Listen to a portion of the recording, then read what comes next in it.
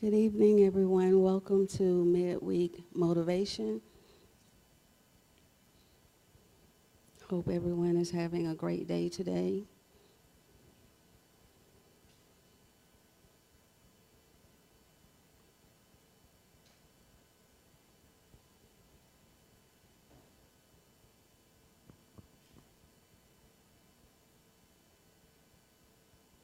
We're going to be looking at John chapter 1, verses 10 through 14.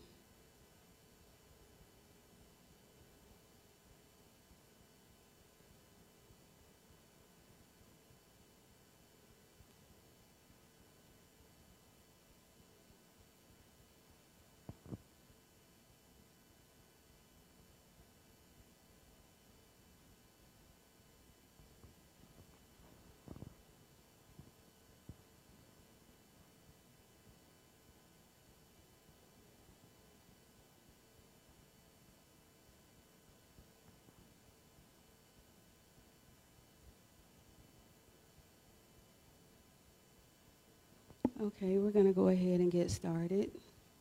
Going to ask everyone to bow your heads for a word of prayer. Heavenly Father, we thank you for this day. Thank you for your goodness. Thank you for all that you have done for us. Thank you for watching over us, for protecting us. Thank you for dwelling in us. Thank you for all the blessings for today, all the benefits that we have received this day. We give you glory. We give you honor. We pray that you have your way. Touch our hearts with your word. In Christ's name, amen. So I'm going to read verses 10 through 14.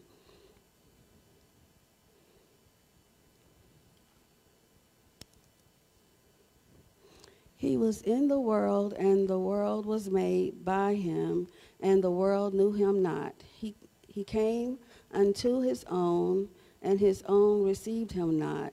But as many as received him, to them he gave the power to become the sons of God, even to them that believed on his name, which were born not of blood, nor of the will of the flesh, nor of the will of man, but of God. And the Word was made flesh and dwelt among us, and we beheld his glory, the glory as of the only begotten of the Father, full of grace and truth. So this John 1, of course, as the title says, we believe was written by the Apostle John, and he was writing to a mixed group. And the purpose of this book was to get them to believe on Christ for salvation. And so just to go back to the verse 1, it says, in the beginning was the Word, and the Word was with God, and the Word was God. So that lets us know that before Jesus entered into this earth, which we know he is the Word existed already. Before the beginning was, the Word was. And that Word was with God, and the Word was God. So what that tells us is that as long as this earth has existed, and before, the Word already existed. And all the people that were on the planet in the Old Testament, the Word dwelt among them as well, but they weren't in the right mind to see it, because the Word is the idea, God's idea of man. And that Word existed, but as we know, as Pastor Donna preached Sunday, that when God put Adam to sleep, he didn't wake him up. And so everyone who was born out of Adam was asleep. So even though the Word existed, if you're asleep, you're unaware. You're not able to perceive something. And so because they couldn't perceive the Word and take the Word in for themselves, God gave them, Moses gave them the law to kind of corral them because they weren't in a place for God to touch their hearts. So in order to keep order, okay, we're just going to tell you what not to do because you can't be led by the Spirit right now as to what to do because you're unaware that the word is. And God planned that at that time because he knew that there would come an appointed time where he would begin to reveal himself even the more. So John was letting them know the word has always been, and the word was with God, and the word was God. So it was like, okay, they can't perceive me with their hearts and with their mind and with their thoughts. So what I'm going to do is I'm going to go to a lower part of communication because we know words can be the lowest part of communication. We know that there's intuition and things like that. So he was like, because they're carnal, let me go in the form of flesh. So he put on a body, and we call that body Jesus. And so he was like, let me go and dwell among them. So verse 10 says, he was in the world, and the world was made by him, and the world knew him not. Just imagine you're going to your home where you pay all the bills, where everything in there belongs to you, but the people in there are rejecting you.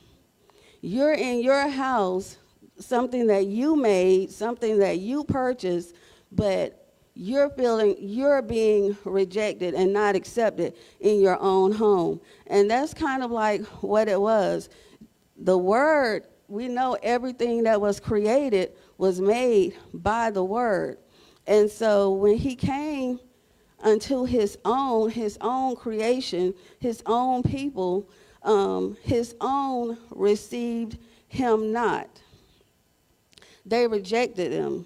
They rejected him. He went to his people, but they could not receive him because they had already established their life. They had established their beliefs, their traditions. They had established the way that they would do things. They knew that there was going to be a king coming because they talked about it in the Old Testament. But they had already determined what this king would do upon coming in the world. The king that they were looking for was the king for their purpose. Their king would overthrow the government and that ruled over them, and he would set his physical kingdom up on the earth, and the king and his chosen ones would rule, and their enemies would be punished. So can you imagine you're expecting this king and you're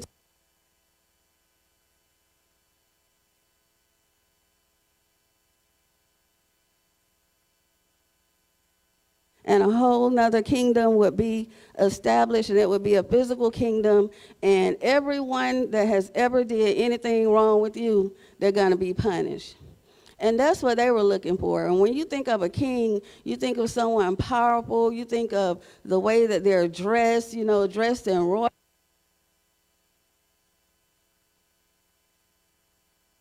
Sorry, I don't know what's going on with my microphone. They have all of these servants. They have all these soldiers. They have this big army. So they're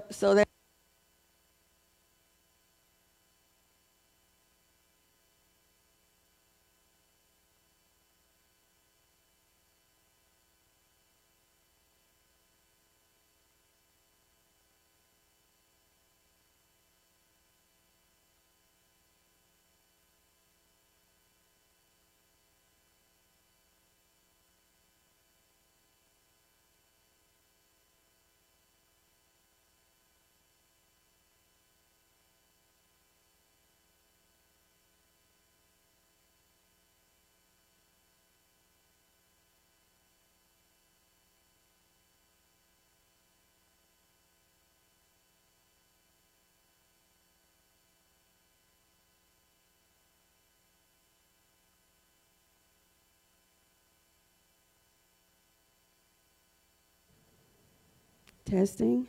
So when Jesus came, he was not looking like what they expected. He didn't have all these, expensive attire on. He didn't have these servants, these armies. He didn't have all of these people following him to establish a physical kingdom. So they rejected him, and they rejected him because he didn't look like what they had already established in their minds that the king would look like. So it was like, we have already established our own traditions and customs. Our forefathers, Abraham, and those people that knew God, they told us where to worship. They told us how to sacrifice. They told us everything that we needed to know. So now all we got to do is wait. And you're not it, because we'll know it when we see it. And that was some of the people. But then there were other people who were open to receiving. So Jesus came talking about a spiritual kingdom and living outside some of their customs and traditions, telling them that a mindset was needed. Here he is talking about, he's one with the Father, and the Father is within me, and when you see me, you see the Father. And so when he was talking, so when they see this man that doesn't look like the king talking this language, having the nerves to say that he is one with God, they really did not want to hear that. They wanted to reject him. So, but there was some who said, there's got to be more to life than this. There has got to be more than killing all these animals. There's got to be more than traveling days to go to tabernacles and go to conventions and observing holidays and trying to keep all of these rules. There's got to be more than this. I know what my father told me. I know what my grandfather told me. I know what they taught us, and they told us to keep all these commandments in front of us and put them around our neck so that we would never forget. But now it's time to open our heart and open our mind. It's time to do something else. So there were some people that were open to the truth. And because they were open to the truth, they were able to receive him. They were able to, when I looked up the word receive, it talks about to take on as your own, to take on as one's own possession. And so a lot of us, we know Jesus, we know who he is, we believe he came, and we believe that he died, but have we really received him? Have we decided in our mind and in our hearts that we're going to become one with him? Are we going to take him in, not just be associated with him? And it reminds me of like when we were in school, and then, if you weren't like the popular one, and you may have had this popular friend, and so you felt good because you knew who this friend was. You get in the games free. They let you to all the, the popular parties only because you know them. And so sometimes that's how we take Jesus, like our popular friend, yeah, I know Jesus, so let me in. But Jesus is saying, Jesus was telling them, I've come down as a word, not so you could just rely on me. I'm coming down, I'm putting on a body, because the scriptures point to me, but I'm pointing to you to let you know that what is in me is also in you. And so that resonated with some of the people, and they were able to receive him. They weren't like the others who had no room for him. And sometimes, even to go further than just salvation, how many of us have gotten a word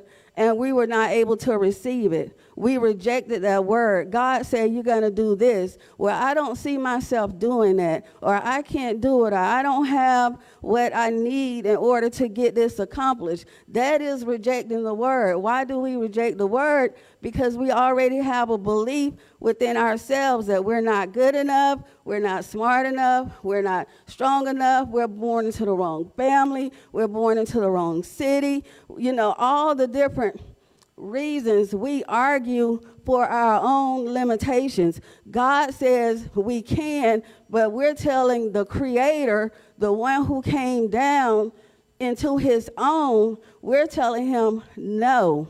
I know this is your house, but no, I'm rejecting you. I'm closing the door. I'm closing my mind, so now I can't perceive, I can't take that word in. And so if we want to go further than salvation, and salvation is important, we have to receive and take the word in as our own, become one with it, take possession of it. One place it says to take back, because literally we have always been, but we forgot. And so now it's time to take back our memory, take back our mind, release some of those things that we're holding in our mind, so we will have room for him. We will have room for the word. And the scripture says, verse 12, but as many as received him. So, but as many, that means whoever.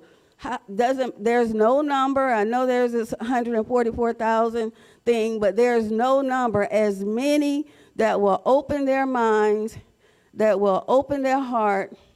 And when I was trying to come up with adequate definition of open mind, it is the willingness to search actively for evidence against one's favored belief, plans, and goals, and to weigh such evidence fairly when it is available. So to have an open mind, like some of them, like the many were, they were willing to search.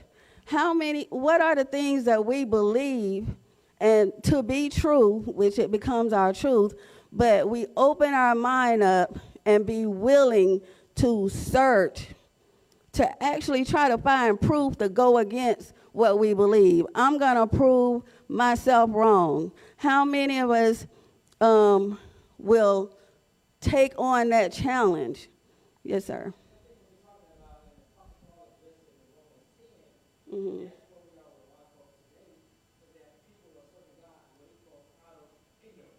Right.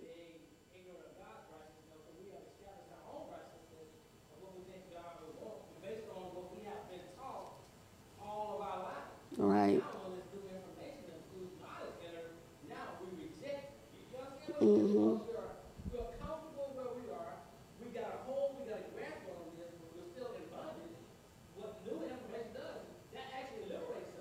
Exactly. We know how to live in abundance. We know how to function in abundance. But when it comes to being liberated and have freedom, we can't function. So we need restraint, if you will. We need somebody to say that, no, you can't do this. No, you can't go there. No, you can't say this. No, you need to wear this. No, you need to wear that. You can't wear this. We need that because that's what we've been inundated with all our lives. Right. It ain't all about that. So you got to be kidding me. You understand what I'm saying? Exactly. Yeah. Exactly. So we have to release some of release the things that we have held as truth and actively search for evidence that goes against that, which means we got to really do some digging, which means we got to really put some effort into looking to effort into listening, not being so quick to shut something down because it doesn't agree with what you already know to be your truth, because that is the only way that we could grow. And even what we know now, and I hope I live to see it, but one of my prayers is, Lord, let me expand as expansion is taking place. Even the things that we're learning now, we know that there is more. How can we, a God that has always existed outside of eternity, how can we consciously believe that we are consciously aware of all that it is to this being in 50, 60, 70, 80, 100 years on earth? This earth is billions of years, and we've only been here like, a minute amount of time compared to that. And before that, God was. So, we're of use when we can expand with the time. And Pastor Donna was talking about that Sunday, being open, being able to expand and not being constricted. So while there were some that were not able to believe, there were people that were open-minded. They knew all the rituals, they knew all the customs, they knew all the sacrifices, but they also knew that there was more. That what if this, and this is something we can ask ourselves, what if I'm thinking too low? Jesus had to come down into this earth. So that means we have to go up into our mind, because those people, they were so set on a physical kingdom. They were in their egos, wanting to rule, wanting to, have say-so over their enemies and stuff like that. But Jesus was coming into this earth, and he was speaking more advanced language. He was speaking spiritual, and he was speaking something that some of them could not recognize. But we have all been in a place where we thought we knew something, and then we heard a truth. And when we heard this truth, there was no evidence, we didn't, we're just sitting there, but it resonated with us, so it hit our hearts, so it felt like it was right. And when the word can penetrate our soul, it gets down all the way to the truth. And when it comes in contact with the truth that is within us, we're able to receive that word because we know it. Even when it goes against what we know, it feels right. And we learn that feelings, not emotions, but feelings is the language of the soul. Deep down within us is an intuition where I felt like I should have did this, and I did it, or I didn't do it. When that word hits our heart, it feels like the truth. And some of us believe that it's too good to be true. Some of us believe we've done too much to ever deserve it. Some of us believe that it's not for us, it's for everybody else. But this scripture says, for as many as received him, as many that have decided, I'm going to make room for you, I'm going to receive you, even amongst. When I think about Jesus being born in the inn, when Jesus was born, there was no room in the inn. The inn represents the upper consciousness, the higher thoughts. He couldn't get there, but they still put him amongst the animals. And we know that animals is a representation of all different types of thoughts. And so, and you can compare that to us. Even though we have all those thoughts, if we receive Jesus, if we just receive the seed will take ground, and the seed will begin to grow. He just needs a little room, just a yes. Just I'm going to accept, I'm going to believe, I'm going to trust. I remember, do I want to say that? I'll say it. I remember, I think it was like I don't know when it was. It was a long time ago. I don't want to date myself. But I had stopped going to church, and New Year's Eve, I was laying there on the sofa, and I was like, you know what, I'm gonna start back going to church. I don't know if this thing is real. I was like, God, I know people say if you're gonna go to hell, don't go to church, but I'm gonna go to church, and if I go to hell, it's on you, because I don't know what to do. I'm going, and then we just going to see what happens after that. So sometimes, even when we don't believe, if we just put our trust in the unseen, put our trust in the Creator, put our trust in the one who created us, because we had no part besides agreeing with him in being born. We could not do this on our own. So if we just have to just give just a little bit, I believe God will prove himself, because I'm here now and I'm still here, and he has revealed himself. He has revealed,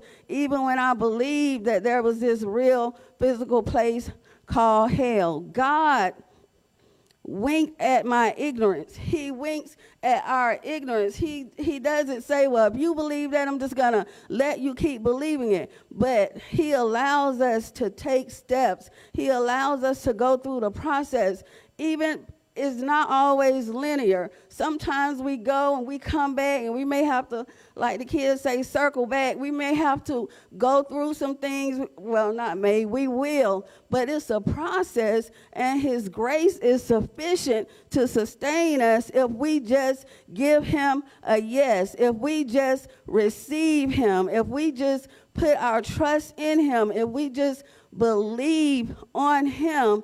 He will show himself strong. He will reveal himself. He will not leave us. He will not forsake us. But we do have our own part, and that part is to say yes. That part is to confess. When we confess, we receive. And when we receive, we take ownership of it. I don't know if you've ever given a 2-year-old or a 3-year-old a teddy bear or something, but if you give it to them, which God has given us everything through his son, Jesus Christ, but if you give it to him and you try to take that bear away from him, you got to fight on your hands, because they're hugging it and they're not going to let it go for the death of us. So it's like we got to do that. We got to take the word, receive it, hold on to it. Hold on to it against everything. Hold on to it against all the things that are happening.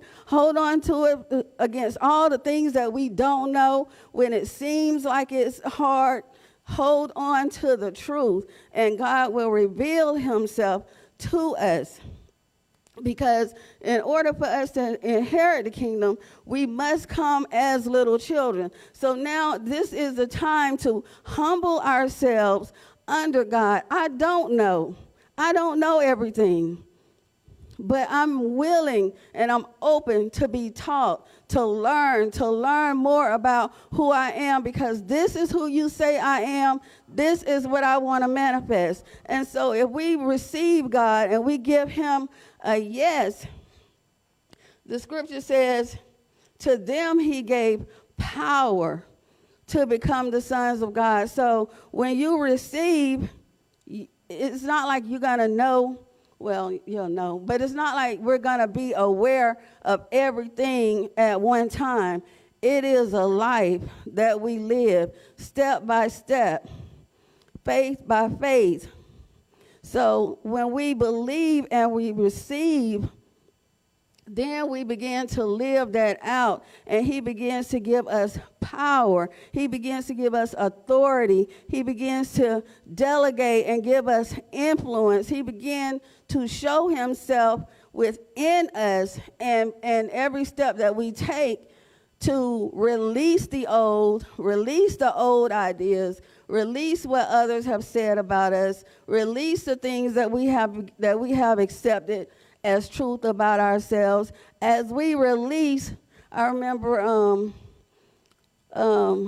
Pastor Bellamy, she was talking about an uneven exchange one time, but as we release, we receive. As we release the old, we receive more of the new to come into, not really the new, but we release what has already been in us to come into manifestation, to come into our consciousness, so that we're no longer asleep like we were from Adam, but now we're awake and we're aware. Because as we release those old thoughts, then we become aware. First of all, that was not true. The truth is I'm loved by God. The truth is all that God is, I am. And as we begin to affirm the truth, take hold of the truth, receive it as our own, to take it back, to become one with it, then we begin to mature. And it says, as to many as received him, to them he gave the power to become the sons of God. So in order to operate as a son of God, we first have to receive the word. We have to receive the truth and then begin that journey to maturation.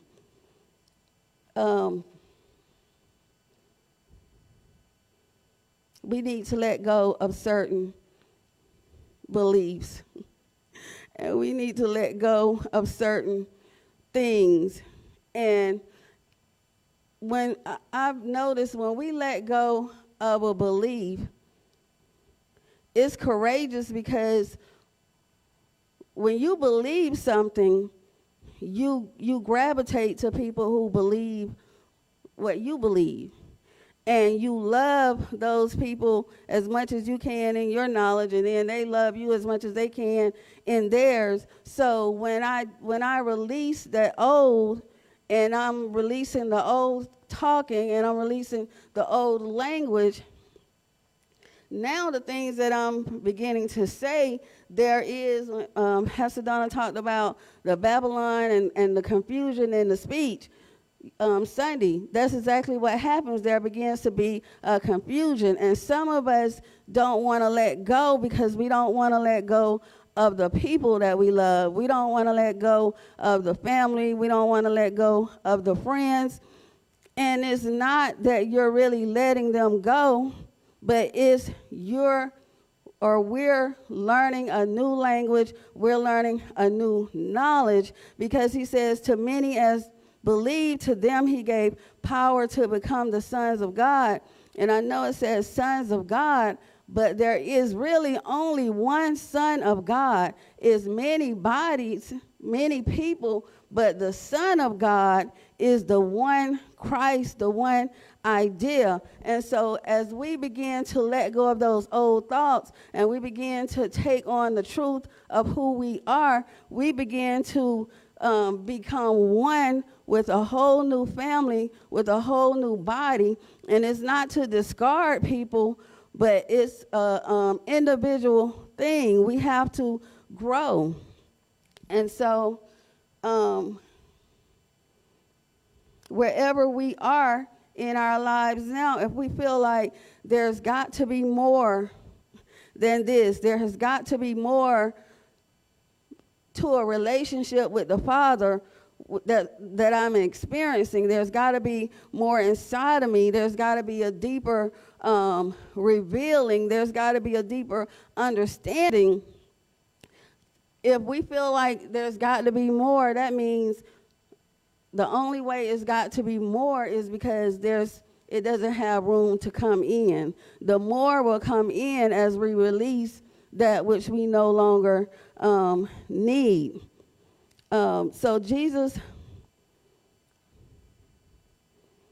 So when we are open to receive, he is saying, as many as receive, he gave the power. The power is the ability to control our thoughts and emotions and to understand. What are we understanding? We're understanding that which has always been. We're understanding that there's the Spirit of God on the inside of us that wants to and that desires to express itself. So as we receive and we open our consciousness, we begin to learn more about ourselves, and we begin to know God that is within us, to become the sons of God, to grow, to mature, the power to leave the old and step into the new, to leave the constrictive and contracting way of thinking and to step into the expansiveness of the Almighty, in which we know in part, the expansion in our mind to understand,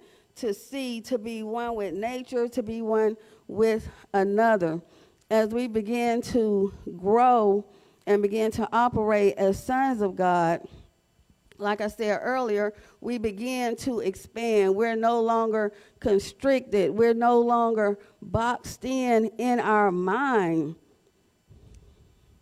There's a whole of everything that we have access to, but we have to release the old in order to have access to that. So verse 13, which was born verse 12, but as many as received to him, he gave the power to become the sons of God, even to them that believed on his nature, that believed on his name, rather, which is nature, which is character, to believe. When you saw him, you saw the Father, because he exuded all the characteristic wisdom, love, joy, peace, all that God is, love, all that God is. When you saw him, that was who you were seeing. So if you believed on his name, believe on his nature, which is spirit. Even though you saw him, they saw him in a body, but he wasn't trying to get us connected to the body. He was his desire was to get us connected in the consciousness, to be one in mind. And so, which were born not of blood, nor of the will of flesh, nor of the will of man. And so when I looked that up in the NIV, it says we were not born of natural descent. So it doesn't matter what your ethnicity is, what your color is, what family you was born into, nor of human decision. No one has to say so. God, this was God's doing. Nor of human decision or of a husband's will or anyone else's passion. This was God, but we was born of God. And the Word was made flesh, and we talked about that earlier. The Word, the God idea of man, put on flesh and dwelt among us. The word dwelt means to tabernacle. We know in the Old Testament, the tabernacle was where they went to commune with God. And it also means to pitch a tent. So we know that it was a temporary thing in the flesh. So, and the Word was made flesh and dwelt among us, and we beheld his glory. We didn't just look at it, but we studied it. We searched it. We understood what we were looking at. We was looking at God in the flesh. The glory as of the only begotten of the Father, full of grace and truth, full of grace, full of goodwill, full of the disposition to show mercy, because the truth is we were born out of God, but we need mercy because we didn't believe that. We forgot that. And so being asleep, we lived a certain way, but God showed mercy on us because we weren't living up to who we really was. But now the truth of who we are has come, and now the grace to begin to walk in that, the spiritual influence to begin to walk in that truth. It says he was full. So that means complete. We don't have to do this. We don't have to do anything else. He has already completed that. Now we have the grace and we have the truth. Now all we have to do is to receive. And like I said, not only salvation, but on a personal thing, receive the truth about who we are. And there are some things that, we can receive, we have taken ownership of, we believe, but then there's other things, and that's our process in life of letting go of old things and receiving, expanding our consciousness to even more, because it's an ever-growing, ever-expanding position where we are. So I just want to encourage us to receive the word, take ownership of it, look at it as it's a gift and it belongs to you. Don't let no one steal it. Don't allow no one to don't allow anyone to cause you to reject it, because no one can take it, but taking on someone else's beliefs can cause you to reject it. And so I just encourage us to take it in as a little child, hold on to it. Don't let it go in the midst of everything that we see. There's something on the inside of us. There's God on the inside of us. There's his spirit that's on the inside of us that's telling us the truth. And so we learn what that truth is, and then we use that truth to hold on until the lie that has been manifested has been dispelled. And that is our reason. That is one of our reasons for coming here, to understand we have grace, to receive the truth, to take it as our own, and then in the midst of everything, in the midst of all that we were taught, that was told to us, in the midst of all those lies, begin to use the truth, the light, to dispel the darkness, to open up that which we have not seen, but we know exists on the inside of us. So we hope that you would join us again next Wednesday at 6 p.m. on social media, and also 10 a.m. on Sunday mornings. Again, thank you for joining us, and have a good evening.